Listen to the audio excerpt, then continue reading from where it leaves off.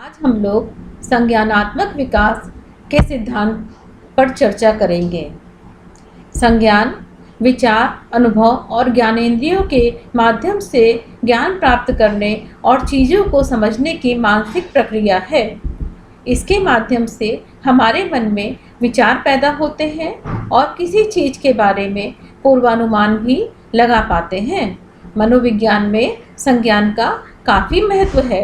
संज्ञानात्मक विकास के सिद्धांत में संज्ञान का काफ़ी विस्तृत अध्ययन किया जाता है। संज्ञान का अर्थ है जानना। संज्ञानात्मक शब्द का अंग्रेजी रूपांतरण है कॉग्निटिव। हमारी ज्ञानेंद्रियों के माध्यम से हम बाह्य जगत को जानने समझने की जो कोशिश करते हैं उसे ही संज्ञान कहते हैं। इसको विशेष महत्व देने वाले मनोवैज्ञानिकों ने संज्ञानावादी समूह का निर्माण किया। इसके अनुसार व्यक्ति अपने वातावरण एवं परिवेश के साथ मानसिक शक्तियों का प्रयोग करते हुए सीखता है। इसके संस्थापक स्विट्जरलैंड के मनोवैज्ञानिक जीन पियाजे माने जाते हैं। उन्होंने संज्ञानात्मक विकास के सिद्धांत का प्रतिपादन मनोविज्ञान में किया। इसके अनुसार सीखना उस समय ज़्यादा अर्थपूर्ण होता है जब वह विद्यार्थी की रुचि और जिज्ञासा के अनुरूप हो। संज्ञानात्मक विकास। जीन पियाजे का मानना है कि संज्ञानात्मक विकास अनुकरण की बजाय खोज पर आधारित है। इसमें व्यक्ति अपने ज्ञानेंद्रियों के प्रत्यक्ष अनुभव के आधार पर अपनी समझ का निर्माण करता है। उदाहरण के तौर पर कोई छोटा बच्चा जब जलते हुए दीपक को जिज्ञासावश छूता है तो उसे जलने के बाद एहसास होता है कि यह तो डरावनी चीज़ है, इससे दूर रहना चाहिए। उसके पास अपने अनुभव को व्यक्त करने के लिए पर्याप्त शब्द नहीं होते, पर वो जान लेता है कि इसको दूर से देखना ही ठीक है। वो बाकी लोगों की तरफ इशारा करता है, अपने डर को अभिव्यक्ति देने वाले इशारों में। इस प्रकार का सीखना सक्रिय रूप से सीखना होता है। इसमें व्यक्ति अपने परिवेश और वातावरण के साथ सक्रिय रूप से अंतःक्रिया करता है। इसमें किसी कार्य को करते हुए व्यक्ति किसी एक विचार में नए विचारों को शामिल करता है।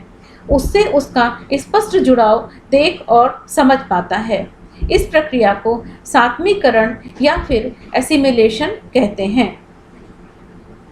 इसके साथ ही दूसरी प्रक्रिया भी साथ साथ चलती है, जिसे व्यवस्थापन व संतुलन कहते हैं। इसमें नई वस्तु व विचार के समायोजन की प्रक्रिया होती है। इस तरह का समायोजन आजीवन चलने वाली प्रक्रिया है। वर्तमान दौर में बदलाव की रफ्तार काफ़ी तेज है। ऐसे में यह प्रक्रिया बेहद अहम हो जाती है। मनोवैज्ञानिक नज़रिए से पूरी प्रक्रिया को समझना हमें व्यक्तियों के व्यवहार को समझने में मदद करता है।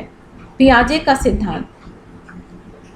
स्विस मनोवैज्ञानिक पियाजे का कहना है, जैसे जैसे बच्चे की आयु बढ़ती है उसका कार्यक्षेत्र बढ़ता जाता है, वैसे वैसे उसकी बुद्धि का विकास भी होता जाता है। उन्होंने स्पष्ट किया कि पहले बच्चा सरल प्रत्ययों के माध्यम से सीखता है, परंतु जैसे जैसे बच्चा बड़ा होता है कठिन से कठिनतम प्रत्ययों को ग्रहण करने लगता है। बस उसके लिए उपयुक्त वातावरण की आवश्यकता होती है। पियाजे के अनुसार सीखना कोई यांत्रिक क्रिया नहीं है, बल्कि एक बौद्धिक प्रक्रिया है, एक संप्रत्यय निर्माण की प्रक्रिया है, और यह संप्रत्यय निर्माण बालक की आयु के अनुसार होता है। संज्ञानात्मक विकास की अवस्थाएं। पियाजे के अनुसार विकास की अवस्थाएं क्रमिक होती हैं। उसमें नंबर 1 संवेदी प्रेरक अवस्था अथवा सेंसरी मोटर स्टेज। इस काल की अवधि में केवल 1.5 या 2 वर्ष तक होती है। इस काल में भिन्न भिन्न अवस्थाएं होती हैं जो निम्न है। सहज क्रियाओं की अवस्था। यह अवस्था जन्म से 30 दिन तक होती है। इसमें शिशु केवल सहज क्रिया करता है। इनमें वस्तु को मुंह में लेकर चूसने की क्रिया सबसे अधिक प्रबल होती है। प्रमुख वृत्तीय अनुक्रियाओं की प्रारंभिक अवस्था। 1 माह से 4 माह के बच्चों की सहज क्रियाएं कुछ सीमा तक उनकी अनुभूतियों के आधार पर परिवर्तित होती है, दोहराई जाती है और समन्वित होती है। द्वितीय वृत्तीय अनुक्रियाओं की अवस्था। यह अवस्था 4 माह से 6 माह की होती है।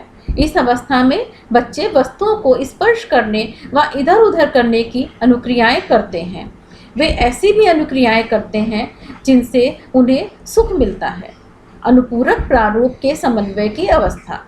यह अवस्था 8 से 12 माह तक की अवस्था है।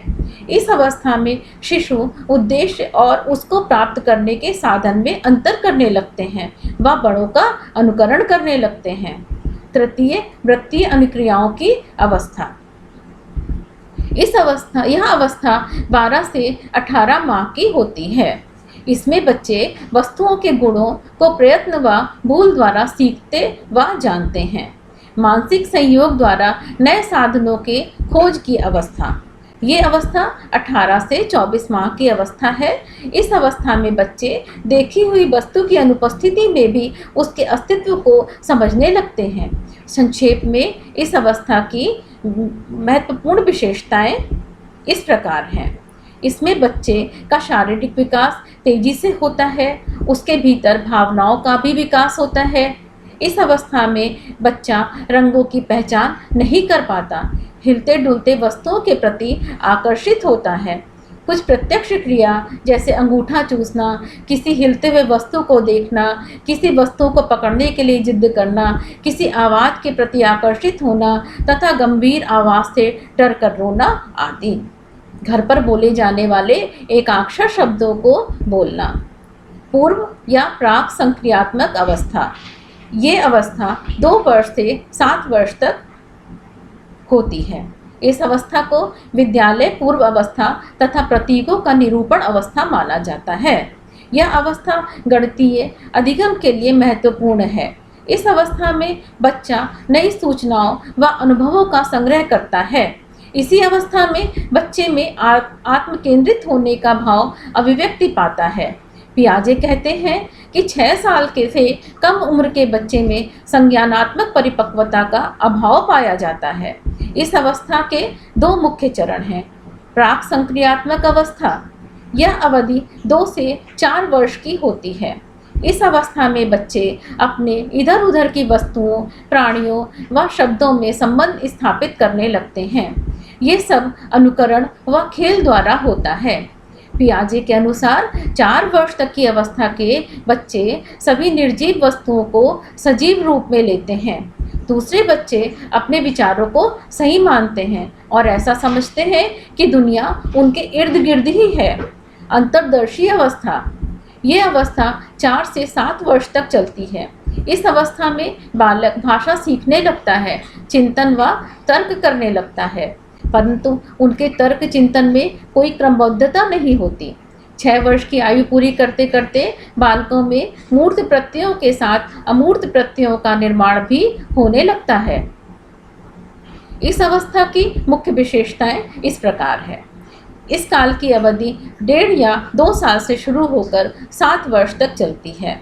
बालक इस काल में सुनी हुई भाषाओं का प्रयोग करता है। प्रारंभिक स्तर में पूछे गए प्रश्नों की पुनरावृत्ति करता है। किसी भी वस्तु को लेकर नए नए खेल खेलता है। नई वस्तुओं को देखकर सोचता एवं कल्पना करता है। बालक में मापन की अवधारणा का विकास होता है। हस्तकला जैसे खिलौना बनाना तथा खिलौनों से खेलना सीखता है। नंबर 3, मूर्त संक्रियात्मक अवस्था, कंक्रीट ऑपरेशनल स्टेज। यह 7 से 11 वर्ष तक चलती है। इस अवस्था की निम्न विशेषताएं होती हैं। इस अवस्था की अवधि लगभग 7 साल से 11 साल के बच्चों में देखने को मिलती है। बच्चे अपनी क्रिया का प्रदर्शन शुरू करते हैं। यह बच्चों के मानसिक विकास की महत्वपूर्ण अवस्था है। इस अवस्था में बच्चे प्रारंभिक विद्यालय में अध्ययन करते हैं। यह अवस्था गणितीय अधिगम एवं गणितीय सोच के लिए महत्वपूर्ण है। इस उम्र में बच्चा विभिन्न मानसिक प्रतिभाओं का प्रदर्शन करता है। उदाहरण के तौर पर पहली कक्षा में पढ़ने वाले बच्चे ने तोते से जुड़ी एक कविता सुनी, जिसमें डॉक्टर तोते को सुई लगाता है और तोता बोलता है उई। यह सुनकर पहली कक्षा में पढ़ने वाले बच्चे ने कहा, ये तो झूठ है, डॉक्टर तोते को सुई थोड़ी ही लगाते हैं। यहाँ पर 6-7 साल का बच्चा अपने अनुभवों के आईने में व्यक्त होने वाले विचार को बहुत ही यथार्थवादी ढंग से देखने की प्रतिभा का प्रदर्शन कर रहा है, जिसे गौर से देखने समझने की आवश्यकता है। इस अवस्था में बच्चे अधिक व्यवहारिक व यथार्थवादी होते हैं। बच्चों में तर्क एवं समस्या समाधान की क्षमता का विकास होने लगता है। मूर्त समस्याओं का समाधान बच्चे ढूंढने लगते हैं, परंतु अमूर्त समस्याओं को नहीं समझ पाते। बच्चे वस्तुओं को उनके गुणों के आधार पर क्रमबद्ध व वर्गीकृत करने लगते हैं। इस अवस्था में बच्चों के चिंतन में क्रमबद्धता नहीं होती। नंबर 4, अमूर्त या औपचारिक संक्रियात्मक अवस्था, फॉर्मल ऑपरेशनल स्टेज। इस अवस्था की अवधि 11-12 वर्ष से लेकर 14-15 वर्ष तक होती है, जो लगभग प्रौढ़ावस्था तक जारी रहती है। इस अवस्था की विशेषता निम्नलिखित है। इस अवस्था के दौरान बच्चा उच्च प्राथमिक कक्षा में होता है। बच्चा प्रतीकों या विचारों का उपयोग करके तर्क करता है। वो सोचने के लिए भौतिक वस्तुओं की जरूरत महसूस नहीं करता है। उसमें सोच या संज्ञान का विकास होता है। इस अवस्था में बच्चा गणितीय संक्रियाओं जैसे समय एवं दूरी, अनुपात, समानुपात, प्रतिशत, ज्यामितीय संक्रिया, मानचित्र आदि का अधिगम करता है। अनुभव एवं संवेदी क्रियाओं के अनुभव को आगे बढ़ाता है। इस अवस्था में बालक परिकल्पनात्मक ढंग से समस्याओं के बारे में विचार कर पाता है। उदाहरण के तौर पर 7वीं कक्षा में पढ़ने वाली एक छात्रा कहती है कि सर ने हमें पढ़ाया कि गांधी जी के 3 बंदर थे। उनसे हमें सीख मिलती है कि हमें बुरा देखना, सुनना और कहना नहीं चाहिए। मैंने कहा, बिल्कुल ठीक है। इस उम्र में के बच्चे भी सुनी हुई बातों पर सहज यकीन कर लेते हैं। फिर बात हुई कि बगैर देखे हमें कैसे पता चलेगा कि सही और गलत क्या है। यही बात सुनने के संदर्भ में लागू होती है। बोलने के संदर्भ में हम एक चुनाव कर सकते हैं, मगर वो पहले की 2 चीज़ों के बाद ही आती है। यानी हमें अपने आसपास के परिवेश को समझने के लिए अपनी ज्ञानेंद्रियों का प्रयोग करना चाहिए, ताकि हम समझ सकें कि वास्तव में क्या हो रहा है। सही व गलत का फैसला हम तभी कर सकते हैं। संक्षेप में, इस अवस्था में 12 वर्ष का होते होते बालक का मस्तिष्क परिपक्व होने लगता है। उसके चिंतन में क्रमबद्धता आने लगती है। जैसे जैसे बच्चों की आयु बढ़ती है, उनके अनुभव बढ़ते हैं, वैसे वैसे उनके समस्या समाधान की क्षमता बढ़ती है, जिसे पियाजे ने संप्रत्यय चिंतन, कॉन्सेप्चुअल थिंकिंग की संज्ञा दी। पियाजे के अनुसार इस आयु के बच्चे प्रतीकात्मक शब्दों, रूपकों व उपमानों का आशय समझने लगते हैं व अमूर्त प्रत्ययों का भी निर्माण करते हैं। पियाजे के अनुसार प्रत्यय निर्माण की यह क्रिया अनवरत रूप से जीवन भर चलती है, जिसका प्रकार व स्तर उसकी शिक्षा व अनुभवों पर निर्भर करता है। पियाजे के सीखने के सिद्धांत की विशेषताएं। सीखना एक क्रमिक एवं आरोही प्रक्रिया है। पियाजे के अनुसार सीखने की मूल आवश्यकताएं पर्यावरण और क्रिया है। बालक के अमूर्त चिंतन पर उसकी शिक्षा का प्रभाव पड़ता है। निम्न स्तर पर अमूर्त चिंतन कम व उच्च शिक्षा स्तर पर अमूर्त चिंतन अधिक होता है। पियाजे के अनुसार औपचारिक संक्रिय अवस्था के बाद बालक की संपूर्ण बौद्धिक शक्ति का विकास हो जाता है और अपनी बौद्धिक क्षमताओं के प्रयोग से समस्या का समाधान क्रमबद्ध व तार्किक ढंग से कर सकता है। पियाजे के अनुसार बच्चों में चिंतन एवं खोज करने की शक्ति उसकी जैविक परिपक्वता, अनुभव एवं इन दोनों की अंतर्क्रिया पर निर्भर करती है। पियाजे के सिद्धांत का शिक्षा में उपयोग। पियाजे के इस सिद्धांत ने बालकों को स्वक्रिया द्वारा सीखने पर बल दिया। पियाजे ने अनुकरण व खेल के महत्व पर बल दिया कि शिक्षक को इन विधियों से ही पढ़ाना चाहिए। सीखने में प्रगति न करने वाले विद्यार्थियों को दंड नहीं देना चाहिए। पियाजे ने संज्ञानात्मक विकास के अनुसार विभिन्न श्रेणियों को विभाजित किया। उन्हीं श्रेणियों के अनुसार किसी भी आयु के लिए पाठ्यक्रम निर्माण करना चाहिए। पियाजे ने बुद्धि का मापन उसके व्यवहारिक उपयोग वातावरण के साथ अंतःक्रिया की क्षमता के रूप में लिया जाता है। बुद्धि परीक्षण निर्माण के व्यवहारिक रूप में प्रयोग से संबंधित क्रियाओं का उपयोग करना चाहिए।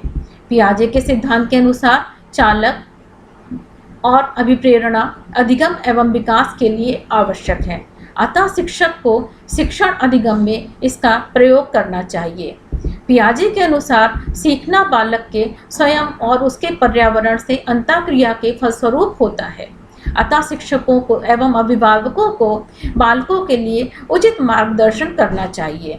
इस प्रकार हम देखते हैं कि पियाजे का संज्ञानात्मक विकास का सिद्धांत विभिन्न अवस्थाओं में होने वाले संज्ञानात्मक विकास को जानने के लिए बहुत उपयोगी है। ये शिक्षा के क्षेत्र में अत्यंत महत्वपूर्ण है। इसका महत्व बालक, शिक्षक व अभिभावकों के लिए विशेष रूप से होता है। धन्यवाद।